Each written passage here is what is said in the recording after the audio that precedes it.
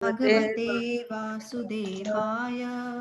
ओम अज्ञानतिमिरान्धस्य ओम अज्ञानतिमिरान्धस्य ज्ञानाञ्जनशलाकया ज्ञानाञ्जनशलाकया चक्षुरुन्मीलितं येन चक्षुरुन्मीलितं येन तस्मै श्री गुरुवे नमः। तस्मै श्री श्री गुरुवे गुरुवे नमः। नमः।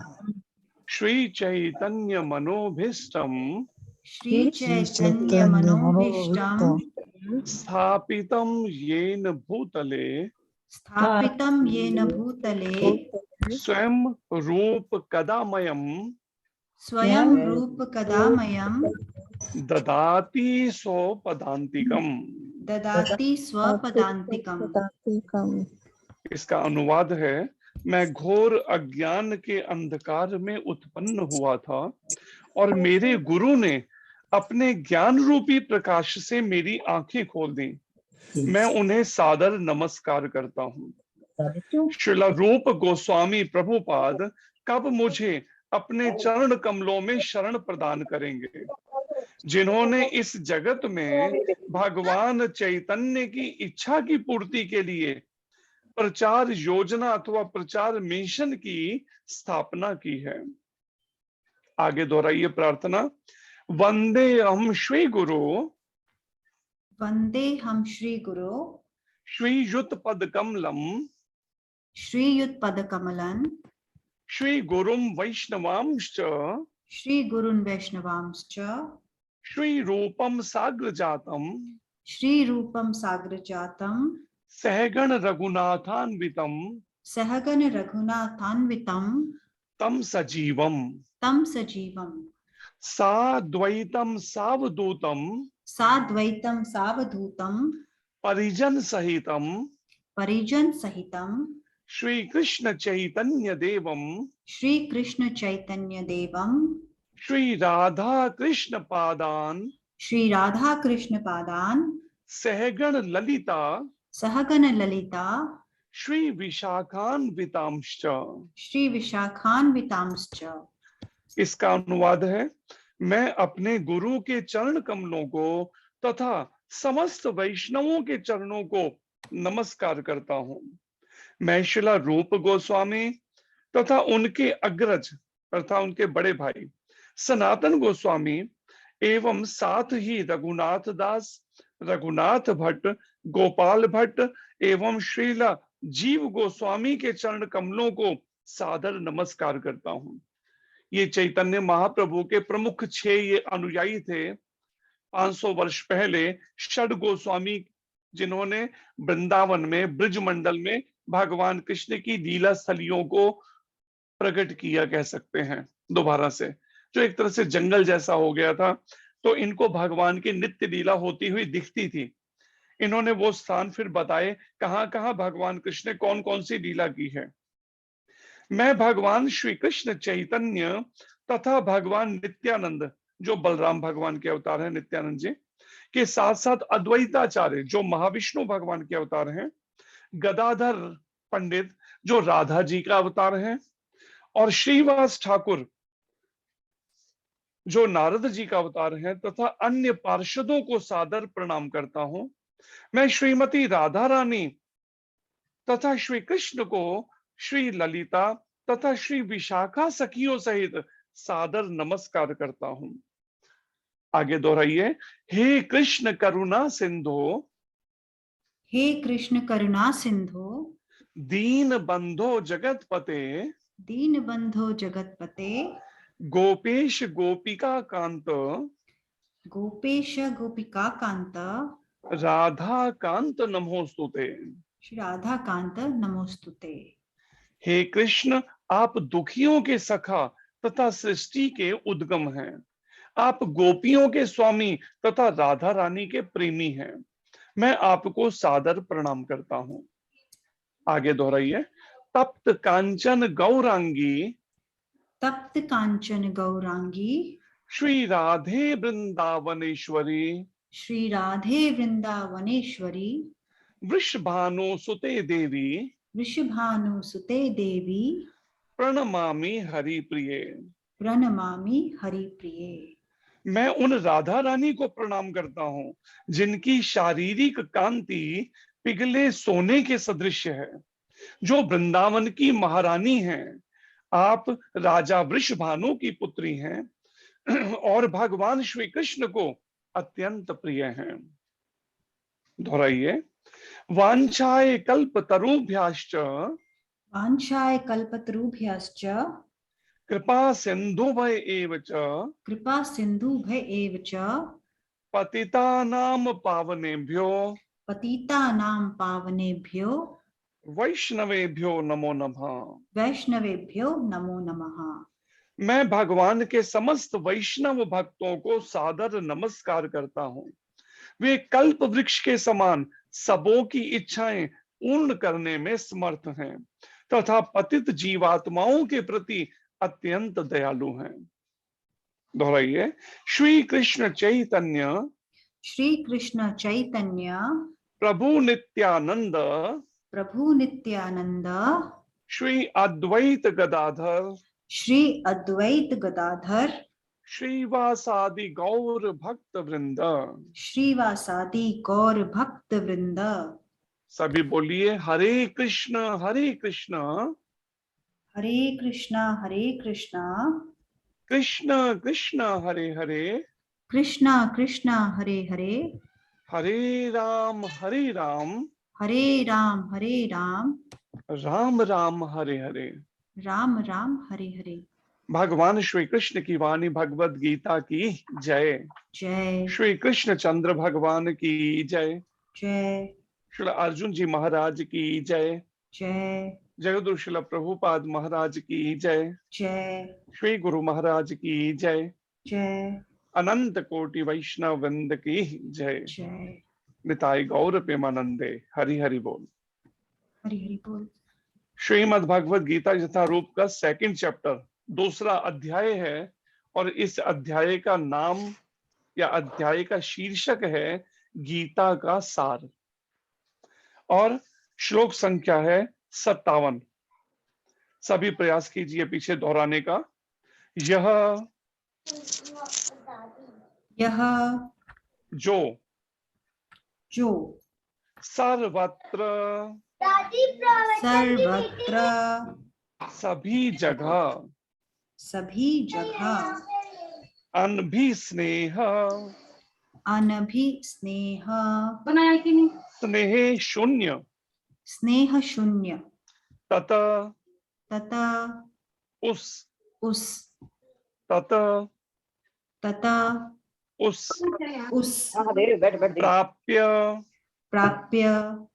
प्राप्त करके शुभ अच्छा। बातें नहीं करिए आप में से जिसकी बातें वो अपना म्यूट कर दीजिए अपना, उनको बताइए जो कौन है गलती कर रहे हैं। अशुभम बुरा न कभी नहीं अभिनंदती प्रशंसा करता है न कभी नहीं द्वेष्टि द्वेष करता है तस्य उसका प्रज्ञा पूर्ण ज्ञान प्रतिष्ठिता अचल। यह सर्वत्र अनभिस्नेह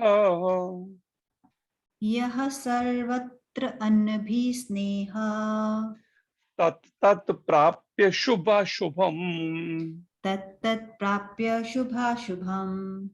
नाभिनंदति न द्वेष्टि तस्य प्रज्ञा प्रतिष्ठिता यह सर्वत्र अनभिस्नेह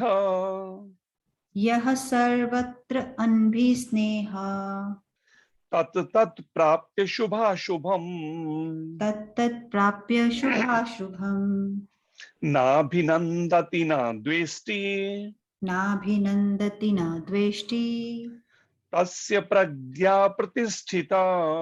तस्य प्रज्ञा प्रतिष्ठिता। पढ़िए आप से।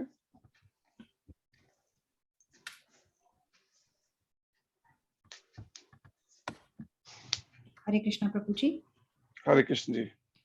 यः सर्वत्र नभिस्नेह तत्तत् प्राप्य शुभाशुभाम् नाभिनन्दन्ति न द्वेष्टि तस्य प्रज्ञा प्रतिष्ठिता।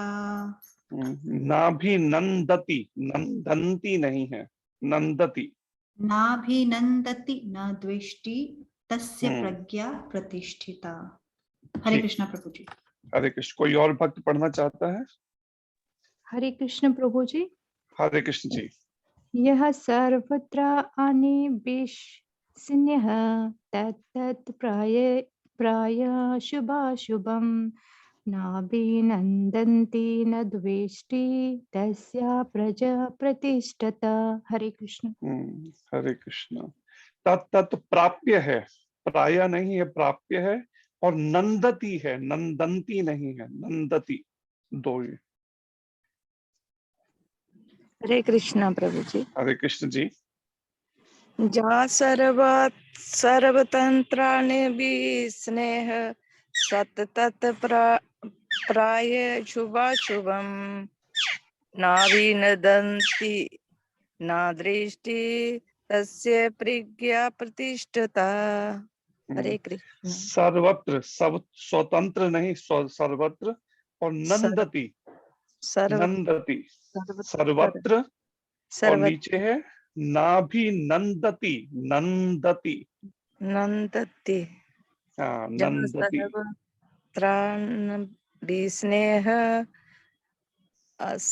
स्नेह सतत प्राय शुभाशुभम नाभिनदति नंदति न दृष्टि तस्य प्रज्ञा प्रतिष्ठिता। हरे स्नेह, स्नेहा के अंदर सत नहीं है। स आधा होना तो उसको नहीं बोला जाता। उसको वो पहले वाले शब्द स्नेह में हलंत के रूप में आ जाता है। फिर दो बिंदियां जो पीछे लगी होती हैं। स्नेह, स्नेह। हाँ, नीचे वाले उन शब्दों में ना, वहां पे जो श्लोक में है, वहां पे पेंसिल से निशान रख के फिर उतना उतना करके नीचे से पढ़ने का अभ्यास कर सकते हैं, जो शब्दों के हिंदी में अर्थ वाले वो तरीके से लिखे गए हैं। और कोई पढ़ना चाहता है? अनुवाद दोहराइए। इस भौतिक जगत में, इस भौतिक जगत में जो व्यक्ति ना तो शुभ की ना तो शुभ की प्राप्ति से हर्षित होता है और न अशुभ के प्राप्त होने पर उससे घृणा करता है, वह पूर्ण ज्ञान में स्थिर होता है। तो ये जो भगवान के शब्द हैं, भगवान श्री कृष्ण अर्जुन को बता रहे हैं, बड़े विचारने समझने वाले हैं। तात्पर्य इसका अर्चनीय वंदनीय जगतगुरु श्रील प्रभुपाद जी द्वारा। आप में से कोई तात्पर्य पढ़िए इसका, फिर शुरू करते हैं आगे चर्चा। हरे कृष्णा प्रभु। हरे कृष्ण जी। तात्पर्य शीला प्रभुपाद की जय। भौतिक जगत में सदा ही कुछ न कुछ उथल पुथल होती रहती है। उसका परिणाम अच्छा हो चाहे बुरा। जो ऐसी उथल पुथल से विचलित नहीं होता, जो अच्छे यानी शुभ या बुरे अशुभ से अप्रभावित रहता है, उसे कृष्ण भावना अमृत में स्थिर समझना चाहिए। जब तक मनुष्य इस भौतिक संसार में है, तब तक अच्छाई या बुराई की संभावना रहती है, क्योंकि यह संसार द्वैतों से पूर्ण है। किंतु जो कृष्ण भावना अमृत में स्थिर है वह अच्छाई या बुराई से अछूता रहता है, क्योंकि उसका सरोकार कृष्ण से रहता है जो सर्व मंगलमय है। ऐसे कृष्णा भावना अमृत से मनुष्य पूर्ण ज्ञान की स्थिति प्राप्त कर लेता है, जिसे समाधि कहते हैं। हरे कृष्णा। हरे कृष्ण। तो ये भगवान श्री कृष्ण की एक और ऐसी शिक्षा है। जनरली सामान्यतः अगर ऐसी कोई अशुभ घटना जब घटती है तो कई बार बड़े बड़े धीर बुद्धि वाले धैर्यवान व्यक्ति भी कई बार विचलित हो जाते हैं, उनके मन डिस्टर्ब अशांत हो जाते हैं ऐसी परिस्थितियों के अंदर। जैसे यहाँ पर भगवान कृष्ण कहते हैं अर्जुन को कि इस भौतिक जगत में जो व्यक्ति ना तो शुभ की प्राप्ति से हर्षित होता है, अगर कोई शुभ ऐसा कुछ अच्छा हो गया, मांगलिक हो गया, उससे वो ना कोई खुश होता है, हर्षित होता है, और ना अशुभ के प्राप्त होने पर उससे घृणा करता है। कोई जीवन में कोई अशुभ घटना घट गई, अमांगलिक घटना घट गई, बुरी बात कोई घटना घट गई, तो उससे कोई घृणा नहीं करता, वह पूर्ण ज्ञान में स्थित होता है। विचार कीजिए, जो लोग पूर्ण ज्ञानी बनना चाहते हैं, जो साधक पूर्ण ज्ञान में स्थित होना चाहते हैं, इस श्लोक से उनको इस श्लोक को व्यवहारिक रूप देना पड़ेगा जीवन में। प्रभुपाद जी कहते हैं भौतिक जगत में सदा ही कुछ ना कुछ उथल पुथल होती रहती है, उसका परिणाम अच्छा हो चाहे बुरा, ये है संसार। हम सोचते हैं कई बार कि हम तो भगवान की भक्ति कर रहे हैं, भगवत गीता क्लासेस भी अटेंड कर रहे हैं, उसके बाद भी मेरे जीवन में, मेरे पारिवारिक जीवन में, मेरे परिवार पर संकट, कष्ट, दुख, कलेश क्यों आ रहे हैं। लेकिन भगवान कृष्ण जो यहाँ बात कह रहे हैं, प्रभुपाद जी कहते हैं ये भौतिक जगत में सदा ही, सदा शब्द लगा रहे हैं, सदा ही उथल पुथल रहती इस संसार का नियम है। जैसे कोई व्यक्ति कहे मुझे जरा चीनी ला दीजिए, लेकिन देखना चीनी मीठी वाली नहीं लाना। अब कोई क्या हंसेगा नहीं क्या कि चीनी मांग रहे हैं लेकिन मीठी वाली नहीं, तो चीनी क्या कड़वी होगी क्या। तो इस तरीके से ये बात समझने या विचारने वाली है कि जैसे मिर्ची का स्वभाव तीखापन है, जैसे चीनी का स्वभाव मीठापन है, इसी तरीके से इस भौतिक जगत का भी स्वभाव है, कुछ ना कुछ उथल पुथल चलती रहेगी, रुकने वाली नहीं है। जैसे अभी क्लास शुरू होने से पहले एक माता जी का फोन आया जो क्लास अटेंड करती हैं हमारी ये गीता की, तो वो बड़ी दुखी थी, शायद रो भी रही थी। तो पूछा तो बताने लगी वो कि उनका छोटा बेटा जो है, जो उस बेटे का अभी वो दरवाजे तक शायद बाहर तक गया होगा और वापस आ ही रहा था, और भगवान जाने कैसे पैर स्लिप कर गया और उसका फ्रैक्चर हो गया, बाजू की हड्डी टूट गई। और माता कहते हम गीता क्लास भी अटेंड करते हैं और सब, तो उनको भी मैं कुछ समझा रहा था इस विषय पे कि जैसे प्रभुपाद जी ने कहा कम से कम 16 माला सबको। इसलिए मैं ये बता दूं, अगर हम चाहते हैं कोई ऐसा जीवन में बड़ा कष्ट ना आए, कम से कम 16 माला करनी चाहिए।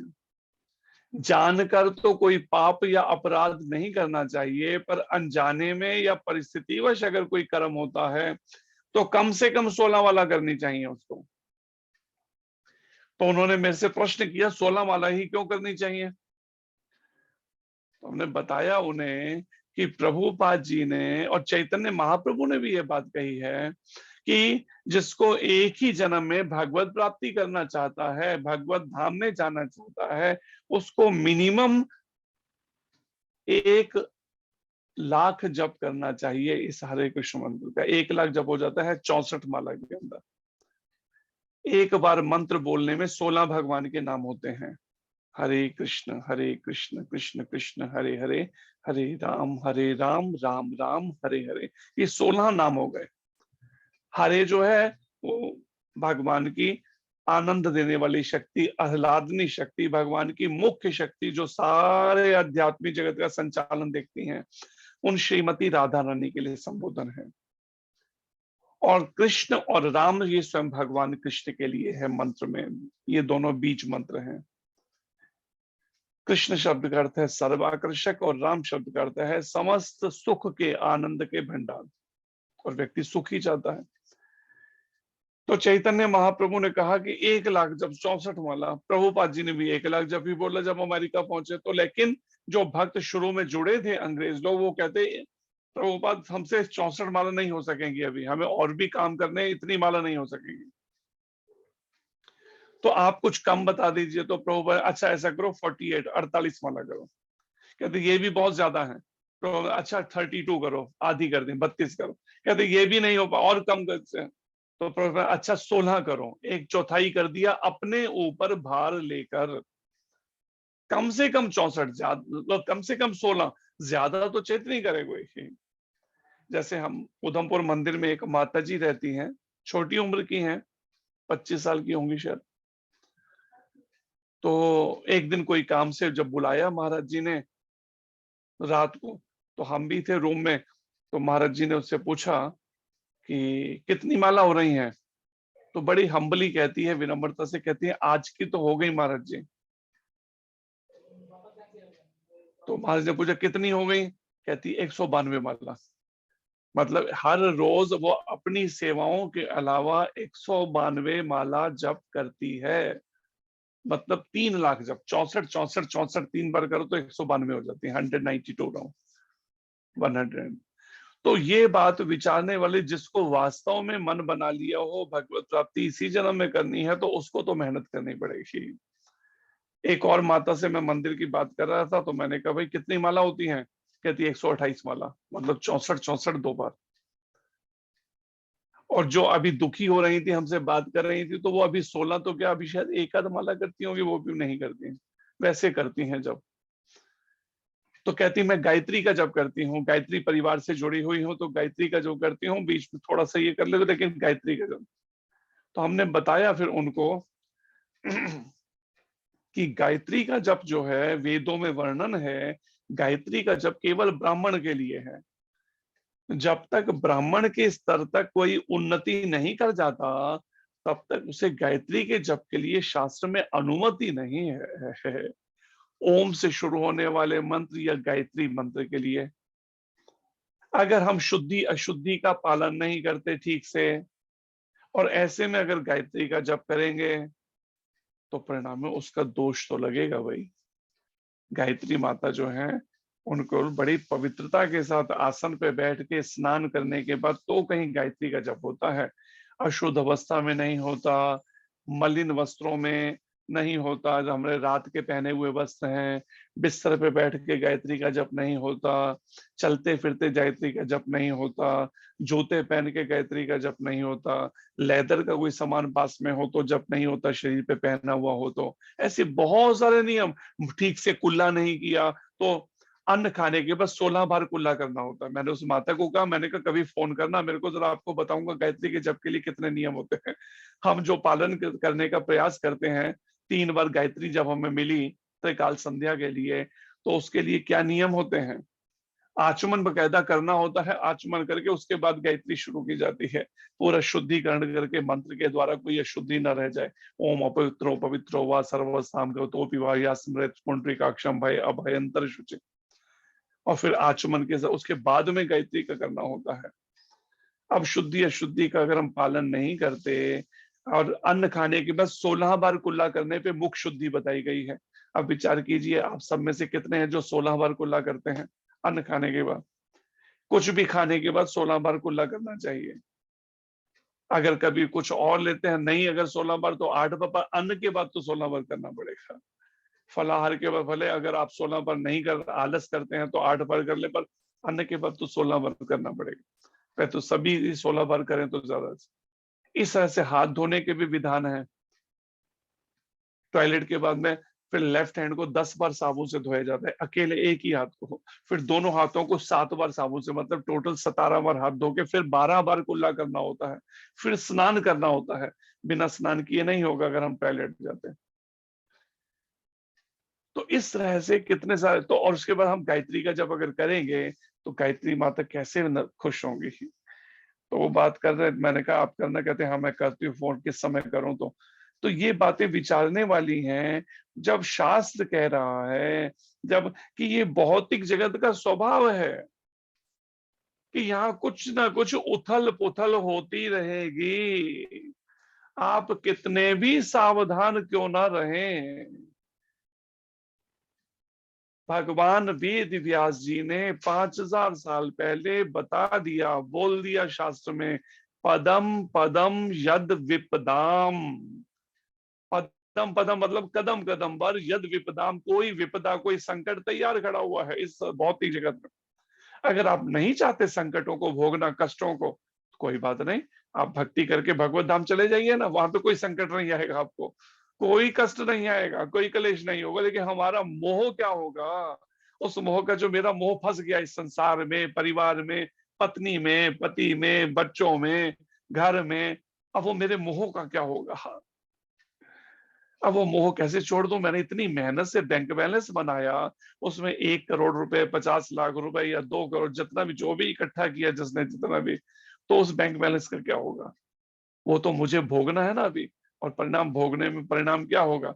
लक्ष्मी जी हैं नारायण की, और भोगना अगर मैं चाहूंगा तो परिणाम तो उसके रिजल्ट तो आएंगे भाई। इसलिए प्रभुपाद जी यहाँ बता रहे हैं उसका परिणाम अच्छा हो चाहे बुरा हो, भौतिक जगत में उथल पुथल का, उस उथल पुथल से कभी अच्छा भी हो सकता है, कभी बुरा भी हो सकता है। जो ऐसी उथल पुथल से विचलित नहीं होता, अब विचार कीजिए कितना मन को पक्का बनाना पड़ेगा कि कैसी भी उथल पुथल से विचलित ना हो। विचार कर लीजिए, मैं कल ही किसी को एक को पढ़ के सुना रहा था, एक माता जी का फोन पे उनको बता रहा था माता को कि देखिए ये प्रबोधानंद सरस्वती जी का ग्रंथ है, हमारे चैतन्य महाप्रभु के उनमें हुए हैं भक्तों में। तो क्या कहते हैं वो वृंदावन धाम के बारे में, कहते हैं व्याघ्र, व्याघ्र कहते हैं चीता या शेर, व्याघ्र आदि जंगली जैसे जानवर, हिंसक जंतु मुझे चीर फाड़ कर भोजन कर जाएं, पूरा शरीर को फाड़ के खा जाएं, चाहे भोजन कर जाएं इस शरीर का, और महाविकट काल सर्प काट खाए, काल रूपी सर्प जो है आ जाए और मेरे को काट खा ले, मतलब मृत्यु होना इस तरह के, और चिकित्सा में असाध्य रोग से ग्रस्त लें, और ऐसे ऐसे रोग हो जाए जिसका मतलब कोई इलाज ही नहीं हो पाए, या फिर समस्त लोक ही मुझे अति दुख दें, सारे लोग मेरे को तरह तरह से दुख दें, सर्दी, वर्षा, झंझावतमय ऋतुओं मतलब तूफान वाली ऋतुएं, मैं आश्रयहीन होकर, मतलब मेरे को कोई रहने का ठिकाना ही नहीं, ना छत है ना कमरा है रहने के लिए, अति उद्विग्न होते हुए, बड़ा मन अशांत है, ऐसे सब कष्टों में, सर्दी वर्षा, सर्दी गर्मी, भूख प्यास तथा शुद्धा तृष्णादि, और पेट में बड़ी भूख लग रही है, खाने को मेरे पास कुछ नहीं है, अनेक असह पीड़ाएं क्यों ना मुझे दुख दें, तथापि श्री वृंदावन से एक पद भी ना हटूंगा, वृंदावन छोड़कर नहीं जाऊंगा वह। ये कौन कह रहे हैं, श्री प्रबोधानंद सरस्वती जी। और भी बहुत सारी बातें हैं इसमें, जो मतलब धाम में जो कहते हैं ना, ब्रिज में जहाँ वृंदावन में वास करना है, सोचिए उसको कैसे पकना पड़ेगा, किस तरह की स्थिति में आना पड़ेगा, उसे विचार कर लीजिए। जब तक ये स्थिति नहीं है तब तक वृंदावन का मात्र दर्शन तो चलो करने के लिए चले जाएं, इससे ज्यादा नहीं कर सकते। या एक और बात कही है, समस्त जीवों के दोषों तथा गुणों को नहीं सुनता हुआ, मतलब धामवास अगर कर रहा है तो समस्त जीवों, चाहे मनुष्य हो, चाहे पशु पक्षी हो, चाहे वानर ही क्यों ना हो, बंदर ही क्यों ना हो, ब्रज के वृंदावन के, उनके दोषों और गुणों को ना कहीं सुनता हुआ और ना ही ग्रहण करता हुआ, समस्त जीवों के, सब वृंदावन वासी प्राणियों में, चाहे वृक्ष हैं, चाहे पेड़ पौधे हैं, चाहे जीव जंतु हैं, सभी वृंदावन वासी प्राणियों में गुरु बुद्धि से, कि ये मेरे गुरु तुल्य हैं, गुरु बुद्धि रखता हुआ उनके प्रति दंडवत प्रणाम करता हुआ सभी को, पशु पक्षियों को, सभी जीवों को, वृक्षों को, सब अभिमान छोड़कर एवं निरंतर परम निष्किंचन भाव से, निष्किंचन भाव मतलब बड़ा अयाचक वृत्ति से रहना, किसी भिक्षा भी नहीं मांगनी कुछ। निष्किंचन भाव मतलब पूरी तरह से अपने आप में संतुष्ट, ये नहीं कि हाँ लॉलूप बना हुआ है भोगों के लिए। परम निष्किंचन भाव से श्री राधा कृष्ण के प्रेमानंद में अश्रु बहाता हुआ, राधा रानी और श्री कृष्ण के प्रेमानंद में अश्रु बहाता हुआ कोई पुण्यात्मा ही श्री वृंदावन में वास करता है। अभी कुछ देर पहले ही अचानक एक कोई वीडियो खुल गया सामने, तो उसमें एक साधु थे, वैष्णव, एक हमारी इसी गौड़ीय संप्रदाय के, उनका शरीर बंगाल से लग रहा था देखने में। तो वो जो बता रहे थे, जो भक्त, वो क्या कह रहे थे, कल रात से ये लगातार रो रहे हैं राधा रानी के विरह में, अभी तक रुके नहीं, अभी भी सिसकियां मार मार के रो रहे थे फूट फूट के। जब हमने देखा उनको, माला चल रही है और साथ में रो रहे हैं, माला चल रही है, फूट फूट के रो रहे हैं, फूट फूट के रो रहे हैं राधा रानी के विरह में, रह नहीं पा रहे राधा रानी के विरह में। तब उन्होंने इशारा किया बस वीडियो मत बनाओ, और तो उन्होंने तभी वीडियो बंद कर दिया उसी समय। तो जितना रिकॉर्ड हो गया उसको उन्होंने यूट्यूब पे डाल दिया। तो कहने का अर्थ ये है कि सोचिए, जैसे संसार के प्रति मेरा मोह है, राधा रानी और भगवान कृष्ण के प्रति मेरा मोह कब जागेगा? उसके लिए मेरे को अभी कितनी मेहनत करके हरि नाम करना होगा, निरंतर उठते बैठते चलते फिरते नाम में मन को लगाना होगा। जो मन संसार में लगा है, जिसको गुरु महाराज एक शब्दों में कहते हैं, मन रे हरि गुण गा, उन संग प्रीत लगा, उन संग प्रीत लगा, मन रे हरि गुण गा। कभी तो राम खबरिया लेंगे, तेरे भी दुख दूर करेंगे, दुखों से मत घबरा,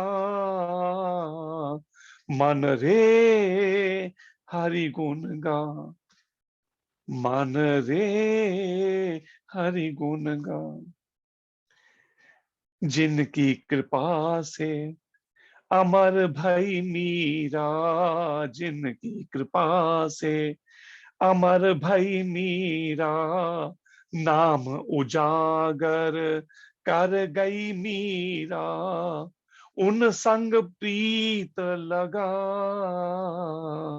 मन रे हरि गुण गा, मन रे हरि गुण गा। जिनकी कृपा से अहिल्या तर गई, जिनकी कृपा से अहिल्या तर गई, भव सागर से पार उतर गई, भव सागर से पार उतर गई, उन संग प्रीत लगा, मन रे हरि गुण गा। तो मन को हरि गुण गा, भगवान के गुणगान में लगाना पड़ेगा, श्री कृष्ण के। हरि गुण गा मन, हरि गुण गा ले, हरि गुण गा। तो यहां पर यही बात समझनी है, जो मन हमारा इंद्रियां, 5 इंद्रियां, आंख नाक कान जीभ त्वचा और एक मन, छठी इंद्रिय सूक्ष्म इंद्रिय, इन इंद्रियों के 6 इंद्रियों के द्वारा इस संसार के मोह में ऐसा फंस गया। पहले इन इंद्रियों को और मन को खूब छोड़ दी ना, संसार का चिंतन करने की, खूब संसार में रमे रहने की, खूब बातें की, बड़े उससे उनसे अटैचमेंट के साथ, मोह के साथ में उनको इस संसार के लोगों से पहले बड़ा संबंध जोड़े, लाड लडाया पारिवारिक लोगों से। अब वो मोह फंस गया, मोह की फांस फंस गई, अब मोह छूटता ही नहीं, हटता ही नहीं मन उससे। लेकिन इस मन को अभ्यास करना होगा भगवान हरि, भगवान कृष्ण के चरणों में लगाने का, भगवान राम के चरणों में लगाने का। प्रभुपाद जी कहते हैं कि जब जो ऐसी उथल पुथल से, अच्छे और बुरे जो जीवन में घटनाएं घट रही हैं, ऐसी उथल पुथल से विचलित नहीं होता, जो अच्छे या बुरे या शुभ या अशुभ से प्रभावित नहीं होता, कोई प्रभाव नहीं पड़ता उसको, सब परिस्थिति कैसी भी आती रहे वो विचलित नहीं होता, चाहे कैसा भी कष्ट आए उसके जीवन में, उसे कृष्ण भावना अमृत में स्थिर समझना चाहिए। उसको स्थिर कह सकते हैं आप, स्थिर मति, ऐसे उसकी बुद्धि स्थिर, इसको वैसे कहते हैं धृति, एक शब्द कहा जाता है धृति या स्थिर मति। उसकी बुद्धि जो है, मति कहते हैं बुद्धि को, समझ को, उसकी बुद्धि स्थिर हो जाती है, फिर कैसे भी सुख या दुख में विचलित नहीं होती। जिसे कहते हैं ना, सुख में फूलो नहीं, दुख में रो नहीं। ऐसी स्थिति में मन को लाना पड़ता है। प्रभु भगवान कृष्ण कह रहे हैं अर्जुन को, अर्जुन इस स्थिति में नहीं है अभी। अर्जुन क्या है, बड़ा दुखी है, इतना दुखी है कि आंखों से आंसू गिर रहे हैं। रथ के पिछले भाग में धनुष बाण एक तरफ रख दिया, छोड़ के बैठ गया, मैं युद्ध नहीं करूंगा, ये भगवान कृष्ण को बोल के रथ के पिछले भाग में बैठ गया। क्यों बैठ गया? मन बहुत दुखी है। क्यों दुखी है? कि मेरे को अपने ही परिवार के लोगों को, अपने भाइयों को, अपने गुरुजनों को, अपने पितामहों को, अपने ही संबंधियों को मेरे को वध करना होगा, मारना होगा, इसलिए दुखी हो गया मन। लेकिन यहाँ पर शास्त्र कहता है, जब हमें अपने कर्तव्य निभाने होते हैं ना, उस समय में फिर ये मोह के विचार, आसक्ति के विचार और अन्य इस तरह के सारे विचारों को एक तरफ रखना पड़ेगा। उसमें फिर हम ये नहीं कर सकते इस बातों को। हर परिस्थिति के लिए मन को तैयार करना जो है, ये भगवत गीता ऐसी ट्रेनिंग दे रही है। जब हमारे सनातन धर्मियों ने इस तरह की ट्रेनिंग के अनुसार अपने आप को नहीं ढाला, उसी का रिजल्ट है जो सामने परिस्थितियां आज आ रही हैं। जब तक मनुष्य इस भौतिक संसार में है, जब तक इस भौतिक संसार में, प्रभुपाद जी कहते हैं, तब तक अच्छाई या बुराई की संभावना रहती है। अच्छाई या बुराई, कभी अच्छाई कभी बुराई की संभावना बनी रहेगी, बच नहीं सकेंगे। जो दुखी हो रहे हैं कोई कष्ट आने की बात से, ये तो शास्त्र पहले ही कह रहा है, क्योंकि जाने अनजाने के हम सबके बहुत सारे कर्म हैं इस जन्म और पिछले जन्मों के, जिसका कहीं ना कहीं किसी न किसी रूप में भुगतान भरना हर एक को पड़ता है। बस ये है कि वो भजन भक्ति के द्वारा, महामंत्र के जप कीर्तन के द्वारा, और कोई भी बिना भोग लगा हुआ नहीं खाना है, और ऐसे नियमों के पालन से खान पान, रहन सहन, कार्यकलापों को अपने भगवत गीता के अनुसार डालकर तब कुछ उम्मीद कर सकते हैं बचने की। जैसे सामान्यतः बच्चों को अगर आप देखें, बच्चे कई बार सामान्यतः बिना भोग लगा ही खा जाते हैं, कुछ भी प्याज लहसुन वाला भी खा जाएंगे, बिना भोग लगा भी खा जाएंगे, बस जो सामने आया खा लिया। जैसे प्रभुपाद जी के दिव्य गुरुदेव ओम विष्णुपाद परमहंस परिव्राजकाचार्य स्तोत्र शब्द श्री श्रीमद श्रीला भक्ति सिद्धांत सरस्वती गोस्वामी महाराज प्रभुपाद, जिनका बचपन का नाम था विमल प्रसाद, एक मजिस्ट्रेट के बेटे थे, जज के पुत्र सुपुत्र है वो, और जज के बेटे होते हुए 5 साल के थे। बड़े आम खाने के शौकीन, आम बड़े प्रिय थे उनको। 5 साल की उम्र में एक बार एक आम घर में रखा होगा, उठाया और खा लिया। और पिताजी की नजर पड़ गई। पिताजी ने पूछा अपने बेटे से, विमल प्रसाद, क्या तुमने इस आम को भगवान कृष्ण को भोग लगाया? तो विमल प्रसाद जी कहते हैं कि मैंने भोग तो नहीं लगाया।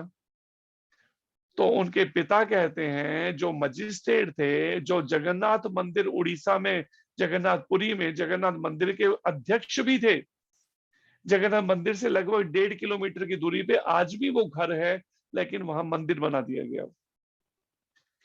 तो पिता कहते हैं, ये तो तुमने आज अपराध कर दिया भगवान कृष्ण के प्रति, तुमने बिना भोग लगाए खा लिया एक आम।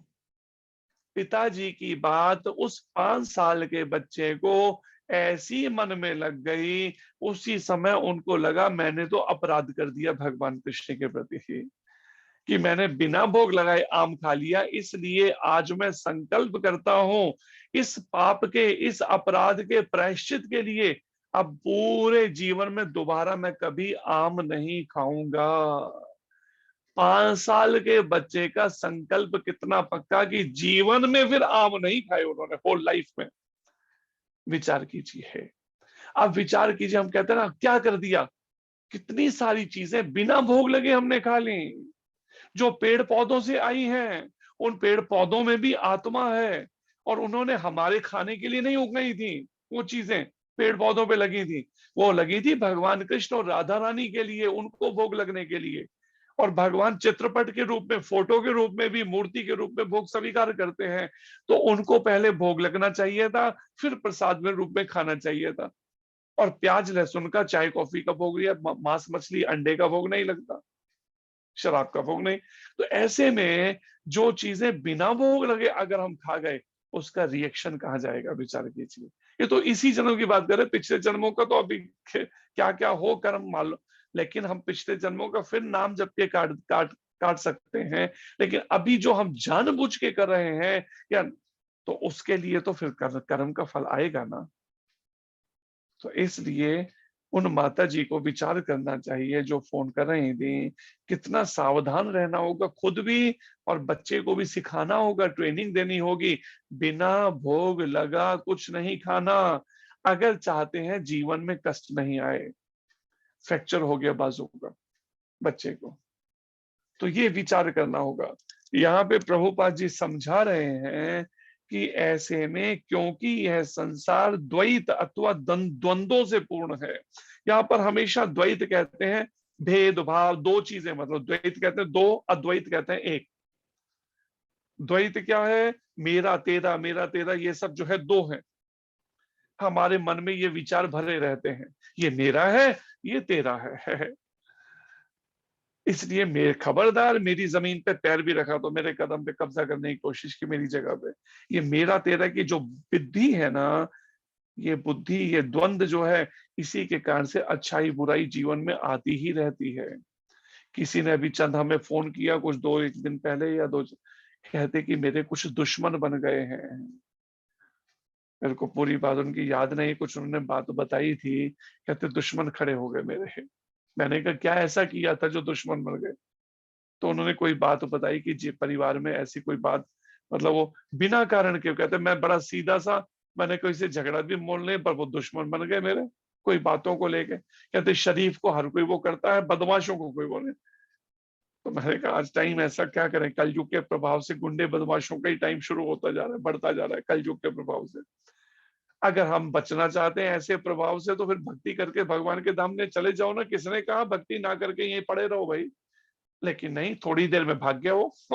पहले कह रहे हैं हाँ मेरे को देखो, मेरे दुश्मन बन गए, मेरे को भी भक्ति करनी है, फुल टाइम होना है। और जब हमने कहा चलो फिर रात को रुक जाओ, उसके बाद कल देखना है जब जाना है, तो परिणाम में थोड़ी देर रुके 1 घंटे के लिए, 1 घंटे बाद फरार, फिर भाग गए। हमें कहते कि मैं, मेरे रिश्तेदारों में, परिवार में बात हो गई तो मैं उनके घर रात को रुकने जा रहा हूँ। ठीक है भाई, और थोड़ा भी भोगना भोग लो, उसके बाद जब समझ आ जाए, जब परेशान हो जाओ आ जाना, फिर समझा देंगे ये बातें आगे की। तो ये हालत हो चुकी समाज की कि व्यक्ति भोग रहा है, दुश्मन खड़े हो चुके हैं, उसके बाद भी मन की इच्छाओं को पूरा करने से बाज नहीं आ रहा। मन फिर भी लगा है नाच नचाने में, भगवान के चरणों में नहीं रुकना, रिश्तेदारों के यहाँ जाके वहां रहना है।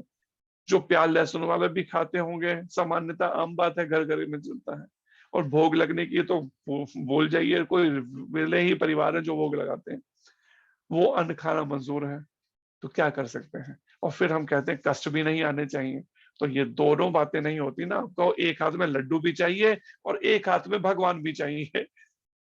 तो इसलिए अगर भगवान चाहिए तो लड्डू की मोह छोड़ना पड़ेगा, लड्डू का सुख सुविधाओं का मोह छोड़ना पड़ेगा संसार की। और लड्डू चाहिए तो कृष्ण नहीं मिलेंगे। आप विचार खुद कर लीजिए कि अभी भी और लड्डू खाने हैं और मौज मस्ती करनी है, या अब केवल कृष्ण से मोहन से प्रीत लगा लो, तुम आज हरि गुण गा लो। मोहन से प्रीत लगा लो, तुम आज हरि गुण गा लो। भव सागर से मूर्ख बंदे नैया पार लगा लो। भव सागर से मूर्ख बंदे नैया पार पार लगा लगा लो। लो। मोहन से प्रीत लगा लो। तुम आज हरि गुण गा लो। मोहन से प्रीत लगा लो। तुम आज हरि गुण गा लो। मोह माया में फंस कर पगले हीरा जन्म गवाए। मोह माया में फंस कर पगले हीरा जन्म गवाए। कभी न ध्याया नाम प्रभु का। कभी न ध्याया नाम प्रभु का। जो तुझे पार लगाए। जो तुझे पार लगाए। कर्म कमा लो बिगड़ी बना लो। कर्म कमा लो बिगड़ी बना लो। प्रभु से प्रीत लगा लो। प्रभु से प्रीत लगा लो।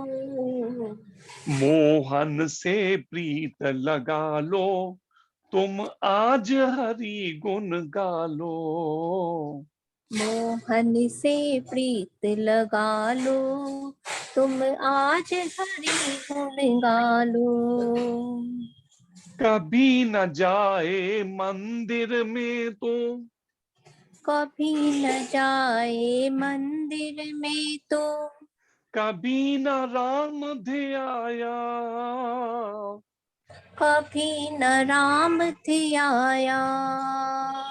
रात गुजारी सोने में और। रात गुजारी सोने में और। दिन भर पाप कमाया।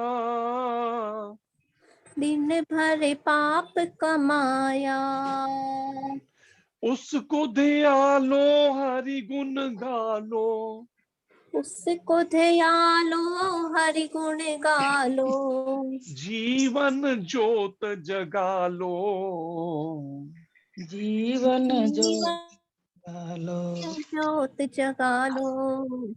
मोहन से प्रीत लगा लो। तुम आज हरि गुण गा लो। मोहन से प्रीत लगा लो।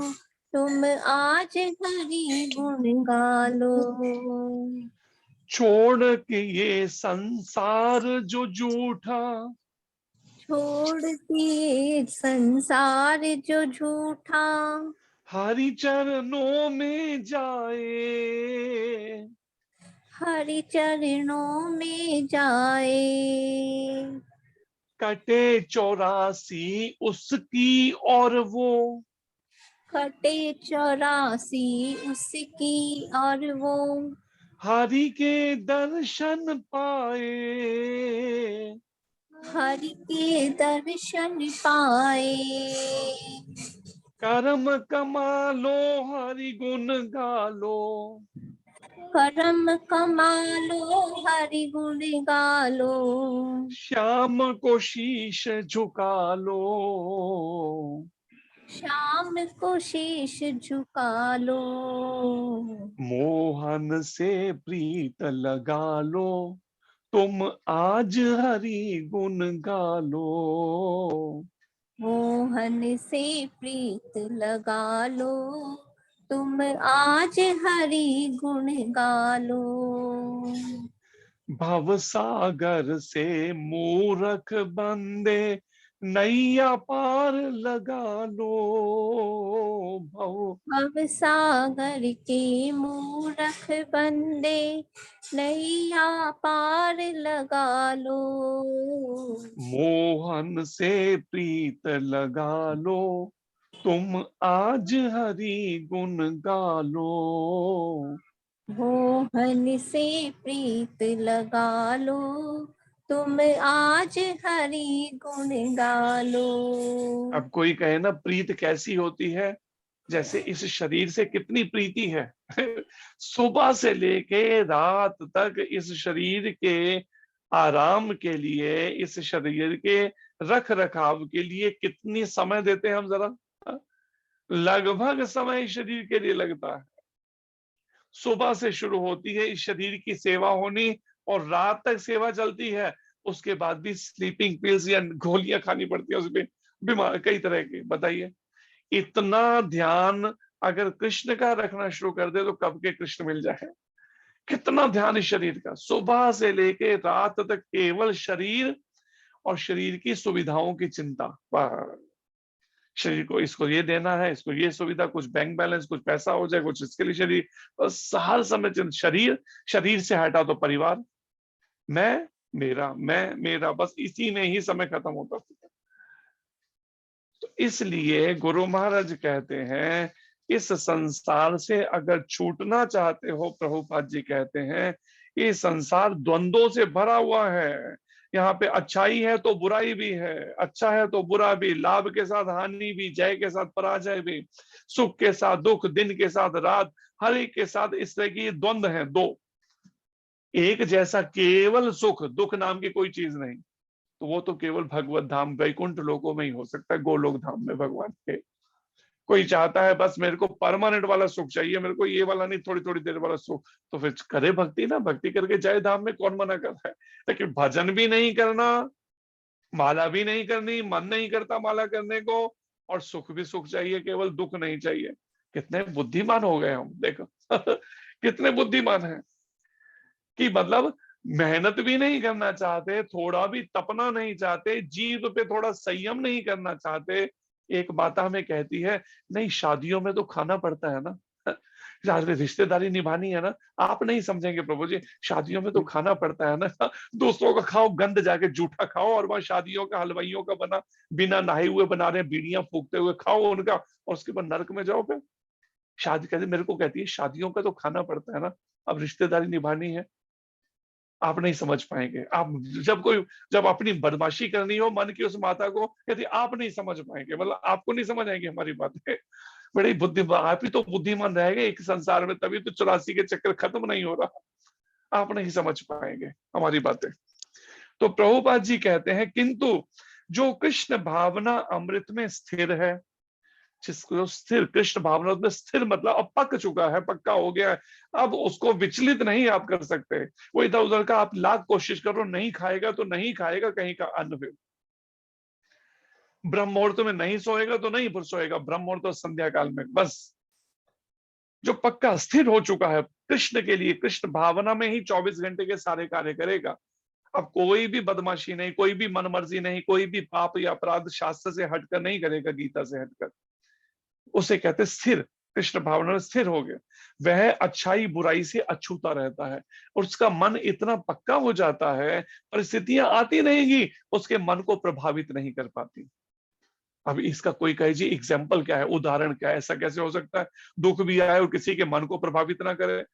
लेकिन जब आप, इसका उदाहरण है कुंती महारानी। देखिए, कुंती माता बचपन से लेकर अपने पूरे जीवन भर में इतने कष्ट दुख उन्होंने देख लिए, अब मन ऐसा पक गया कृष्ण भक्ति के द्वारा कि क्या कहे, भगवान कृष्ण कहते हैं बुआ वर मांग ले, आज मैं तेरे से बहुत प्रसन्न हूं, मांग ले जो तेरा मन करे मांग ले।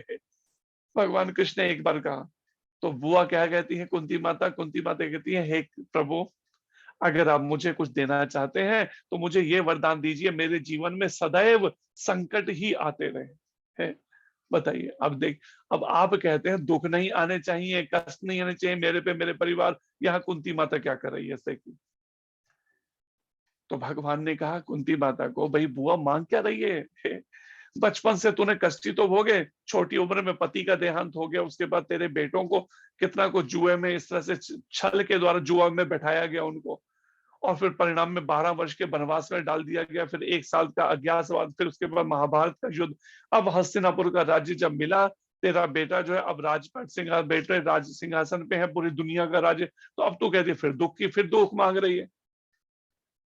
तो कुंती माता कहती हैं, वह सुख पर पत्थर पड़े जो आप हृदय से जाएं।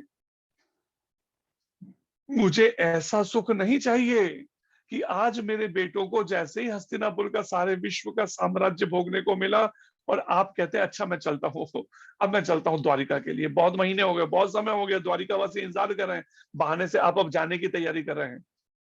लेकिन जब तक मेरे पे और मेरे परिवार पे संकट थे, कष्ट थे, आप एक पल के लिए भी छोड़ के नहीं जाते थे हमें, हमेशा हमारे साथ रहते थे। और चाहे हम जंगल में भी थे, कभी कष्ट आगे जंगल में ही पहुंच जाते थे, बहाने से आप आ जाते थे कैसे। और आज थोड़ा सा सुख क्या मिलने लगा, आप छोड़ के जा रहे, हमें नहीं चाहिए।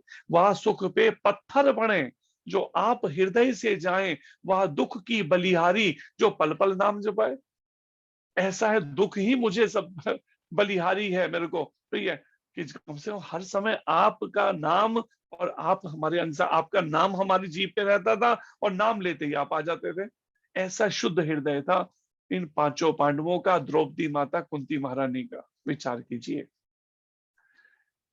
ऐसा शुद्ध हृदय करने के लिए कितनी लगन के साथ भजन करना पड़ेगा, विचार कर लीजिए।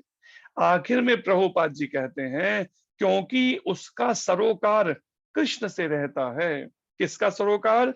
जो कृष्ण भावना अमृत में स्थिर है, जो अच्छाई बुराई से अछूता रहता है, वह जो कृष्ण भाव में स्थिर हो गया, क्योंकि उसका सरोकार कृष्ण से सीधा सरोकार रहता है, संपर्क। किसके द्वारा?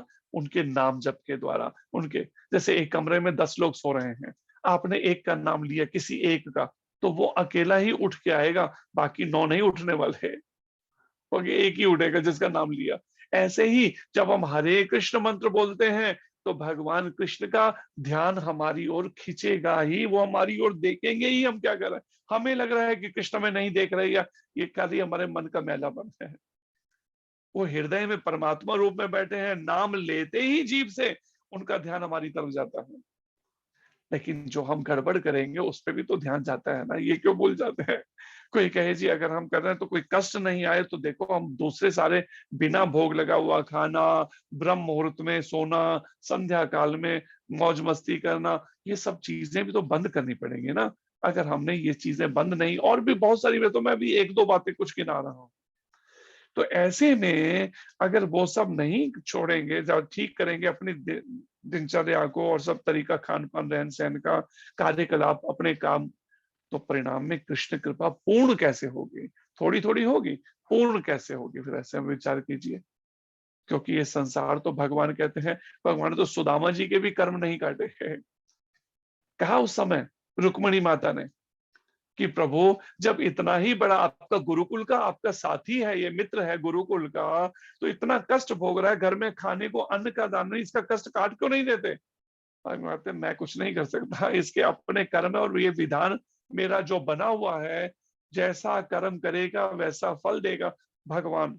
ये है गीता, तो वो फल तो भोगना पड़ेगा। अब हम गीता को माने चाहे गीता को नहीं माने, फल तो भोगना पड़ेगा भाई। तो फिर क्यों ना भगवान को मान के ही हम उस फल को कम से कम क्षमा मांगकर, नाम जप करके उसका प्रायश्चित जल्दी से जल्दी कर सकते हैं, जिससे फिर आगे कष्ट ना भोगने पड़े। लेकिन भगवान ने बुद्धि दी है, बड़े सावधानी से कर्म करना, कोई भी लापरवाही से कर्म नहीं करना। हम मन मर्जी से कुछ भी करते जाते हैं, नहीं। जैसे एक माता को आना था, तो वो पहले फोन करके पूछती है, प्रभु जी क्या मैं आ जाऊं भारत में? तो मतलब मन मर्जी नहीं करनी है कुछ भी। हमने कहा नहीं आओ, तो वो नहीं आई, वहीं बैठी रही, आई नहीं भारत। तो जब पता चल रहा है सामने घटनाएं घट रही हैं, तो हमें सावधानी तो बरतनी पड़ेगी ना। कहते हैं ना, गुरु महाराज कहते हैं एक शब्द, बचाव में ही बचाव है। अपना बचाव, अरे हम कहे सामने वाला गाड़ी ठीक से चलाए, अरे सामने वाला ठीक से चलाएगा तो नहीं चलाए, लेकिन आप तो होश में करो, सावधानी से चलाओ। फिर एक्सीडेंट हो जाए तो फिर कहें जी सामने वाला गलत चला रहा था, अरे आपको अलर्ट रहना चाहिए था ना और अधिक। हम एक बार गुरु महाराज को लेके जा रहे थे जम्मू की तरफ, सामने से ट्रक आ रहा था आर्मी का, अचानक वो सड़क के बीच में आ गया, अपने रास्ते पे नहीं चल रहा, कोने पे, बीच में बिल्कुल आमने सामने की टक्कर। तो गुरु महाराज पीछे बैठे थे, गुरु महाराज और भगवान ने रक्षा, एकदम स्टेयरिंग घुमा के पहाड़ के पास जाके, बिल्कुल पहाड़ को टच होती हुई गाड़ी रुक गई। टकराई नहीं, उसे बिल्कुल टच छू गई मतलब जैसे, और खड़ी हो गई, और ट्रक निकल गया। जंगलियों की तरह चला रहा था वो आर्मी का फौजी। तो पर बचाव, बचाव में ही बचाव, गुरु महाराज कहते हैं बचाओ, सावधान रहो, बिल्कुल बड़े अलर्ट रह के गाड़ी चलाओ। तो यही बातें शुद्ध भक्त कदम कदम पे सिखाते हैं। आखिर में प्रभुपाद जी कहते हैं, अगर उसका सरोकार कृष्ण से, 24 घंटे के सारे कामों में केवल कृष्ण से ही सरोकार, खाना है तो कृष्ण के लिए कृष्ण का प्रसाद, सोना है तो कृष्ण के लिए, मंगल आरती में उठना है, मंगल आरती करनी है, सुबह जप करना है, कर्म करना है तो कृष्ण के लिए, पैसा कमा के कृष्ण भगवान के भगवत गीता के प्रचार में लगाना है। इस तरह से जब सरोकार सभी काम कृष्ण के लिए करने लगेंगे, नहाना धोना है कृष्ण के लिए, क्योंकि इस नहा धो के धुले हुए वस्त्र पहन के भगवान कृष्ण का नाम जप और उनकी आरती पूजा करनी है। इस हर कार्य कृष्ण के लिए सरोकार, मन से, वाणी से, कर्म से, सभी। बोलना है तो कृष्ण के लिए, कृष्ण की सेवा के लिए, कृष्ण की चर्चा, कृष्ण का नाम। तो अगर सरोकार कृष्ण से रहता है, उसका भक्त का जब रहता है, जो सर्व मंगलमय है, कौन? कृष्ण सर्व मंगलमय है। और ऐसे कृष्ण भावना अमृत से, ऐसे कृष्ण भावना अमृत से मनुष्य पूर्ण ज्ञान की स्थिति प्राप्त कर लेता है। अगर इस तरह से वो पक जाता है, पक्का हो जाता है, अभ्यास करते करते करते करते एक समय पक अवस्था तक पहुंच जाता है, जब वो कृष्ण भावना में तो पूरी तरह से पक जाता है, कोई गलती नहीं करेगा, होगी ही नहीं, सावध इतना सा। इसे ही समाधि कहते हैं। कहते हैं समाधि, अरे आज 24 घंटे, अब बताओ कोई गृहस्थी है, आंखें बंद करके बैठेगा तो काम उसके नौकर करेंगे आके घर के क्या? तो समाधि क्या है? प्रभुपाद जी बता रहे हैं, कृष्ण भावना अमृत में अपने सारे कर्म करना, 24 घंटे के, मन से सोचना, इच्छा करना मन से, वाणी से बोलना, शरीर से कर्म, सभी कृष्ण के लिए। इसको समाधि कहते हैं। खुली आंखों में भी उसकी समाधि लग जाएगी।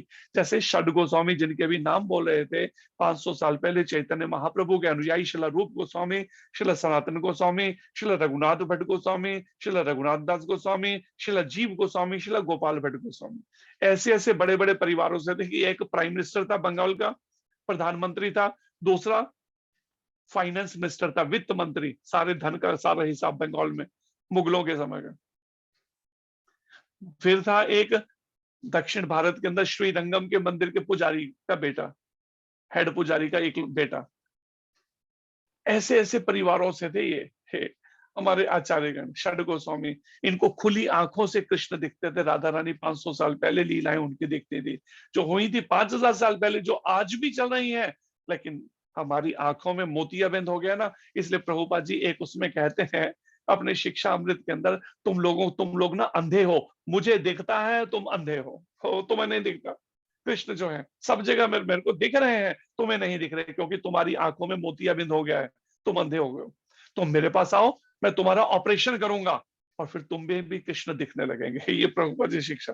ये कितना कॉन्फिडेंस है कि मतलब ये कॉन्फिडेंस खाली बातों से नहीं है उनका, उनको दिख रहे हैं तो ही ऐसी ठोस वाणी से कोई बोल सकता है, बनावटी बातों से ज्यादा चल नहीं सकते। तो इसलिए ये बातों को समझकर कृष्ण भावना अमृत में पूर्ण ज्ञान में स्थित होने की प्रैक्टिस करनी है। जैसी भी परिस्थिति हम हैं, कोई ब्रह्मचारी है, कोई गृहस्थी है, कोई जिस भी अवस्था में है, ब्राह्मण है, क्षत्रिय है, वैश्य है, शूद्र है, किसी भी, हमें तो प्रैक्टिस करनी है बस इस चीज की, कि हमें कृष्ण भावना अमृत में सारे कार्य, मन, वाणी, कर्म के बार बार मन को लगाना है, इच्छाएं केवल कृष्ण के लिए। इस तरह से प्रैक्टिस करके उस समाधि की अवस्था पर पहुंचने का ये अभ्यास भगवान कृष्ण अर्जुन को और अर्जुन के माध्यम से प्रभुपाद जी हम सब बद्ध जीवों को, पतित जीवों को समझा रहे हैं। जिसने समझ लिया, जिसने प्रैक्टिस अच्छे से अभ्यास शुरू कर दिया, वो तो समाधि की अवस्था तक पहुंच जाएगा जीवन का अंत होने से पहले पहले। जल्दी कोई पहले भी पहुंच जाए, कुछ महीनों में पहुंच जाए, कुछ दिनों में पहुंच जाए, कुछ सालों में, नहीं तो कुछ जन्मों या कुछ कल्पों तक भी भटकता रहे, क्या कर सकते हैं अगर प्रैक्टिस नहीं करेगा ठीक से। तो ये अभ्यास सीरियसली शुरू कर दीजिए। उठते बैठते चलते फिरते नाम जप करते हुए हर कार्य कृष्ण के लिए करने की प्रैक्टिस। अगर न्यूज चल रही है, न्यूज में कृष्ण नहीं है, केवल संसार की, मुझे नहीं देखनी न्यूज, मुझे नहीं देखनी ऐसी न्यूज, इस तरह से मन को मारना पड़े, बदमाश को, इसको फटकार मारनी पड़ेगी। अगर हम इसको ये फालतू की चीजें दिखाते रहेंगे, फिर वही चिंतन में घूमता रहेगा दिमाग में, याद रखिए फिर कृष्ण नहीं, महामंत्र नहीं निकलेगा, वही सब न्यूज दिमाग में घूमेगी, कौन क्या हो गया। केवल कान से किसी ने बताया हमें कि ऐसे ऐसे एक्सीडेंट हुआ, चॉपर का, देखिए कैसे याद हो गया। देखिए तो बदमाश मन कैसे एकदम याद कर ले, किसी ने बताया, न्यूज नहीं देखी थी, किसी ने बता दिया हमें। ऐसा है ये मन, कितना अभ्यास चाहिए इसको नाम जप में लगाने का, विचार कर लीजिए। हरे कृष्णा, धन्यवाद आप सबका। कोई प्रश्न हो तो कर सकते हैं। हरे कृष्ण प्रभु जी, हरे बहुत कृष्ण बहुत जी। धन्यवाद। जी माता जी बोलिए। हरे कृष्णा माता जी। हाँ जी, हरे कृष्णा। किसकी हालत हो गई? हरे कृष्णा बोलो। हरे कृष्णा माता जी। हरे हरे कृष्ण। कृष्णा अक्षेश, देखो ये कैसे हो चोट आप? लग गई इसको, देखो बतानी थी ना माता, देखो बेचारे कितने कष्ट आ गए एकदम। इसलिए नाम जप करो अब। और माता को भी मैंने बताया था, अभी मैंने कहा बेटे के लिए, बेटा छोटा है ना, तो उसके लिए भी जब कुछ माला करके उसका फल भगवान के आगे उस बेटे को दे दो।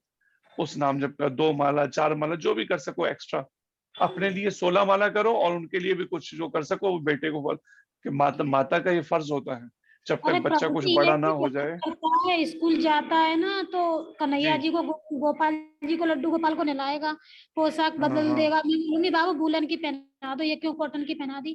कि अरे आज तो हाँ। गर्मी है ना, तो आज धूप में बिठा देंगे कन्हैया जी को। और अच्छा वो पता नहीं आज क्या घास पे फिसलने से भी हॉस्पिटल में ही हूँ, और ये स्थिति हो गई अच्छा है अच्छा। मेरी।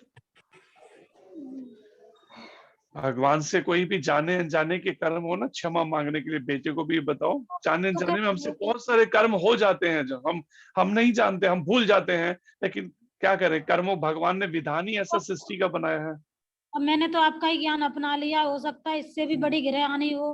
कन्हैया जी हाँ ने बिल्कुल बिल्कुल। प्रहलाद जी ने यही बात कही थी नरसिंह भगवान को, जब नरसिंह भगवान ने कहा ना तेरे पिता ने तेरे को बहुत कष्ट दिया, तो प्रहलाद जी कहते नहीं प्रभु ऐसा मत कहिए, वो तो कर्म मेरे थे, निमित्त भले वो बना पिता, लेकिन कर्म तो मेरे थे।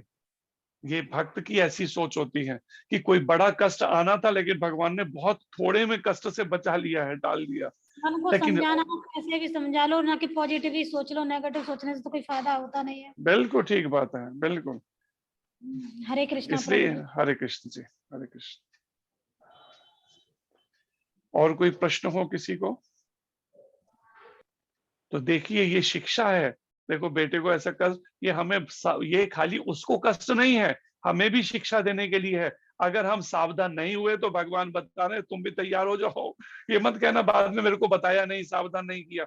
ये शिक्षा हमारे लिए दे रहे हैं कि हम सावधान हो जाएं, कोई भी ऐसी गलती नहीं, बिना भोग लगा नहीं खाना है, कुछ भी ऐसा नहीं खाना है अशुद्धि का। बड़ा सावधान, तब जाके बच सकते हैं हम सारे इन प्रभावों से। ऐसे नहीं बच पाएंगे अगर हम गलतियां बार बार लापरवाहियां बरते रहेंगे। ये ये ध्यान तो प्रभु रखिए। जी हमारा सौभाग्य है जो आपके प्रवचन मिल रहे हैं, हमें सुनने को शिक्षा मिल रही है। हम्म, अभी तक तो ज्ञान मिला नहीं, जो अब आके तो मिल रहा है। हाँ। तो इसलिए अब पक्के होके चलना है। अब कच्चे, महाराज कहते हैं कच्चों को भगवान नहीं मिलते, भगवान तो पक्कों को मिलते हैं। हमें पक्के भक्त बनना है। जहां भी कोई कमी है विचार करना है पूरे दिन भर में, कहाँ कहाँ ऐसी चीज है जो मेरे से कमी रह रही है, उस कमी को दूर करना है। जैसे मैंने बताई भी थी आपको बच्चे के लिए जो कमी, शोभा वाली, और तो वो कमी दूर करनी है। दूर से खड़े होकर अटेंड कर सकता है, अपने हाथ से आरती नहीं कर सकते जब तक हम स्नान नहीं किया बच्चे को। तो ऐसे शिक्षा देनी है बच्चे, कोई बात नहीं छोटा है लेकिन शिक्षा देनी है उसको। जाने अनजाने में कोई भी गलती ना हो, तब बचा जा सकता है इसके प्रभावों से है। मैंने इसलिए घटना भी सुनाई थी भगवान बुद्ध की। भगवान बुद्ध जो है सिद्धार्थ के रूप में आए और फिर भगवान बुद्ध कहलाए थे। वो भगवान कृष्ण के अवतारों में एक अवतार। तो वो अपने शिष्यों के साथ बैठे हुए थे, अनुयायियों के साथ, एक चट्टान के, एक पहाड़ के नीचे उनको ध्यान लगाना सिखा रहे थे। सबको कहा आंखें बंद करो और सब अंतर्मुख हो जाओ, अपनी इंद्रियों को, मन को पूरी तरह से अपने अंतर्मुख करके अपने उस आत्मा में केंद्रित कर दो। अब ध्यान की प्रैक्टिस कर रहे थे, लेकिन उन शिष्यों का उतना प्रैक्टिस नहीं थी, उनका मन इधर उधर भटक रहा था। परिणाम क्या हुआ, तभी एक लीला हुई, ऊपर से चट्टान जो पहाड़ थी उसका एक बहुत बड़ा टुकड़ा पूरी तेजी से नीचे को गिरने लगा, और उसी डायरेक्शन में जहां पे भगवान बुद्ध अपने अनुयायियों के साथ बैठे उन्हीं के ऊपर जैसे गिरेगा। अब उसकी आवाज होने गड़ गड़ गड़ गड़ गड़ आवाज होने लगी। जब वो तेजी से गिरता हुआ आ रहा था तो परिणाम सारे शिष्य घबरा गए, वो भागे सब अपनी जान, हर कोई जान बचाएगा भाई उस समय। हम भी केदारनाथ में थे गुरु महाराज के साथ, अचानक भगदड़ मच गई। भगदड़ मची, हम अभी चढ़ाई चढ़ रहे थे केदारनाथ की, तो भगदड़ मची तो महाराज भी भागे, हमें पता ही नहीं क्यों हम भी महाराज के पीछे भागे रहे कि हमें पता नहीं क्यों भाग रहे हैं सबके सब। बाद में पता चला ऊपर से चट्टानों के टुकड़े आ रहे हैं लुढ़कते हुए, और वहीं जगह पे, और वो पालकी पे किसी बूढ़े को, वृद्ध को ले जा रहे थे, उन्होंने पालकी वहीं पटक के भाग गए दुष्ट।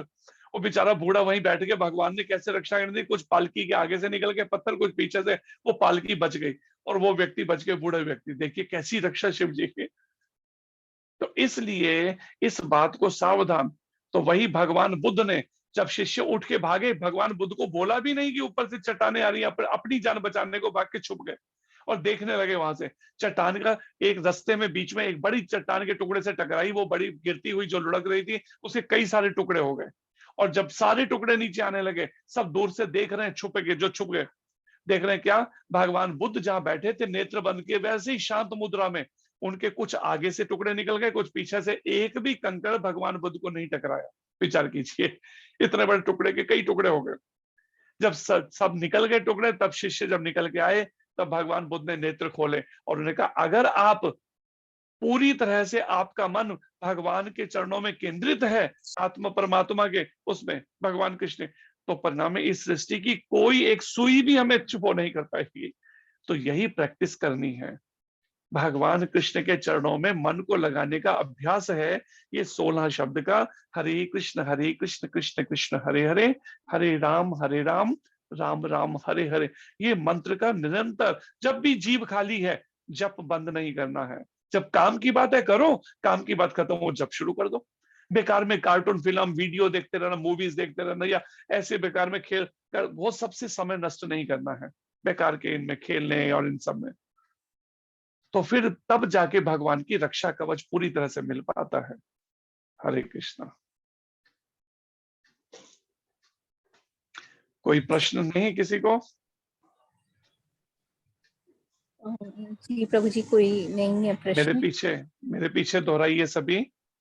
नमः ओम विष्णुपादाय, नमः ओम विष्णुपादाय, कृष्ण प्रेष्ठाय भूतले,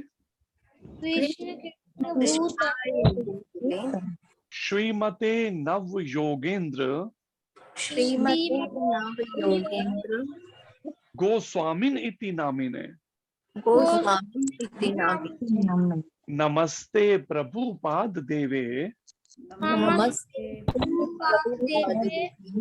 नाम संकीर्तन प्रचारिणे, नाम निर्विशेष शून्यवादी, समस्त देश तारिणे, समस्त देश तारे। नमः ओम विष्णुपादाय, नमः ओम विष्णुपादाय, कृष्ण प्रेष्ठाय भूतले, कृष्ण प्रेष्ठाय श्रीमते भक्ति वेदांत श्रीमते भक्ति स्वामिन इति नामिने,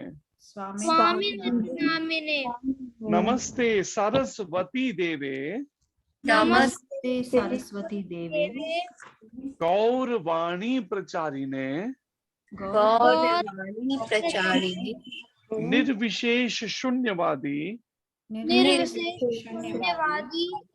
पाश्चात्य देश तारिणे। पाश्चात्य देश तारिणे। जय श्री कृष्ण चैतन्य, जय श्री कृष्ण चैतन्य, प्रभु नित्यानंद, प्रभु नित्यानंद, श्री अद्वैत गदाधर, श्री अद्वैत गदाधर, श्रीवासादि गौर भक्त वृंद, गौर भक्त वृंदा, हरे कृष्ण हरे कृष्ण हरे कृष्णा कृष्ण कृष्ण हरे हरे, कृष्ण कृष्ण हरे हरे हरे, हरे राम हरे राम, हरे राम हरे राम, राम राम हरे हरे। राम हरे हरे। तो ये निरंतर जप करने का अभ्यास करते रहिए, तभी हम कष्टों से बच सकेंगे। हम जब अभी बुलवा रहा था मंत्र, एक बात याद आ रही थी हमें, पंजाब में अमृतसर में जब वहां पे प्रचार में थे तो कई बार हमारे पे भी ऐसे कष्ट आने का। एक बच्चे ने, एक 20 साल का लड़का था, उसने कोई तांत्रिक, बाकी म्यूट कर दीजिए बाकी को, उसने तांत्रिक विद्या सीखी थी। तो वो कहता है, मेरे को बाद में बताता है, कहता है मेरे को मन में आया आपके ऊपर करता हूँ। अब विचार कीजिए, कहता है आपके ऊपर करता हूँ, मेरे मन में एक बार आया, फिर मन में आया नहीं आप पे नहीं करता, उस पे दूसरे उन पे करता हूँ, भक्त पे, जो हमारे गुरु भाई थे वहां, इंद्रनुज प्रभु, कहता उन पे करता हूँ। उसने मेरे, भगवान ने कैसे बुद्धि बदल दी, उसने मेरे पे ना करके फिर उनके ऊपर किया, उनका ब्रेन हेमरेज हो गया और वो बेड पे चले गए। डॉक्टरों ने जवाब दे दिया। जब गुरु महाराज को बताया कि ऑपरेट करना पड़ेगा, डॉक्टर ने बताया, हमारी गुरु बहन है वो डॉक्टर, उनका हॉस्पिटल है, तो उन्होंने कहा ऑपरेट करना पड़ेगा इसका ऑपरेशन। तो मारने का इसका फायदा, कहते ऑपरेशन से ये होगा कि ये तो बच जाएंगे लेकिन जिंदगी भर के लिए व्हील चेयर पे चले जाएंगे, ये मतलब कुछ वो अपना शरीर कुछ कर नहीं सकते। और महाराज ने कहा अगर ऑपरेशन नहीं करते तो कहते फिर बच नहीं पाएंगे। महाराज ने कहा भाड़ में जाए ऐसा ऑपरेशन, हमें नहीं कराना। और परिणाम, महाराज ने अपना प्रभुपाद जी के माध्यम से परंपरा को प्रार्थना की और 24 घंटे में रिपोर्ट्स बदलनी शुरू हो गई और वो आज बिल्कुल ठीक ठाक है। पहले कोई मेडिसिन शायद चलती होगी थोड़ा, लेकिन ठीक है। लेकिन वो तांत्रिक फिर मेरे पास आया और आकर कहता है, वो लड़का कहता है मैंने आप पे करने का पहले मन में आया, फिर मन आया नहीं इन पे करता हूँ, और उन पे कर दिया। तो उनका भी कोई कर्म खड़ा होगा, लेकिन उस पे कर, मतलब कैसी कैसी घटनाएं घटती हैं। अब खाली ये नहीं कि मतलब कैसे भगवान ने उसका मन बदल दिया, मैं कहीं पर सोचता हूँ। देखिए, तो किस लिए बदला, मुझे भक्ति सीरियसली करूं इसलिए। अगर मैंने भक्ति सीरियसली नहीं की तो मेरी भी पिटाई हो सकती है। भगवान किसी को स्पेयर नहीं करते, इसलिए समझना है, गड़बड़ नहीं करनी। हर समय उठते बैठते नाम जप की प्रैक्टिस, काम की बात की, नाम जप शुरू। फालतू में समय नष्ट करना बंद कर दो फेसबुक पे और इधर उधर बेकार में। अगर नहीं बंद करोगे तो फिर बाद में मैं कुछ नहीं बोलूंगा, नहीं तो कहोगे आपने कुछ बोल दिया। हरे कृष्णा, धन्यवाद आप सबका। हरे कृष्ण प्रभु जी। विवांछा कल्पतरुभ्यश्च कृपा सिंधुभ्य एव च पतितानां पावनेभ्यो श्री वैष्णवेभ्यो नमो नमः। अनंत कोटि वैष्णव वृंद की जय। जय लीला प्रभुपाद की जय, जय। महाराज की जय, संजय व्यास जय। प्रभु जी की जय, हरे कृष्ण। और प्रेमन हरे हरि कृष्ण। हरि बोल। आप सबकी हरे जय। कृष्णा प्रभु जी, दंडवत प्रणाम। हरे हरे कृष्ण कृष्ण। प्रभु जी, धन्यवाद प्रणाम प्रभु जी। हरे कृष्ण जी। हरे कृष्णा। हरे कृष्ण।